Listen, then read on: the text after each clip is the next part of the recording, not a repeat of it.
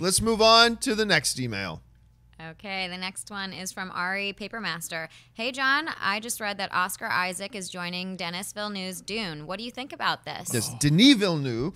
When we talked, I believe it was a week or so ago, we were talking about, name the casting, Skarsgård, Dave Bautista, whatever. Rebecca Ferguson. Yep. But I was saying on the show, the one I'm really curious about is who's going to play Duke Atreides.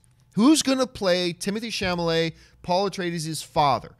Because in that one TV miniseries of it, it was Hurt. Yeah. Played it, and he was great in the role. And we speculated about a few names who might end up being that. I was really excited. Then we find out it's Oscar Isaac.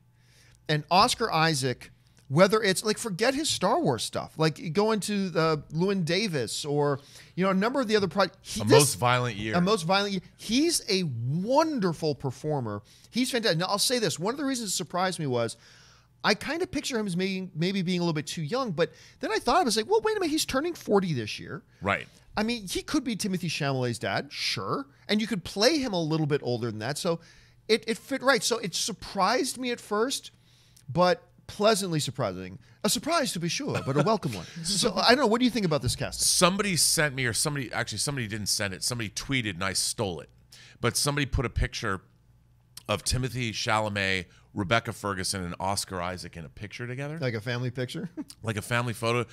I mean, the casting is perfect in terms of the bone structure, the facial, of the features. And I'm like, man, this is so good. I just hope that for those who know what happens, I really hope it's 2 movies and that we see more of Duke Leto because he's, Well, we won't say it, but everybody knows what happens in Dune. But yeah, we won't talk much about it. But yeah. As far as like, what was your initial reaction to it being Oscar Isaac? Because, I'll tell you my opinion. I don't give a flying F what the actors look like. I really don't care at all. But do you think as an actor he fits this kind of role? Oh man, I mean, I love him as a performer.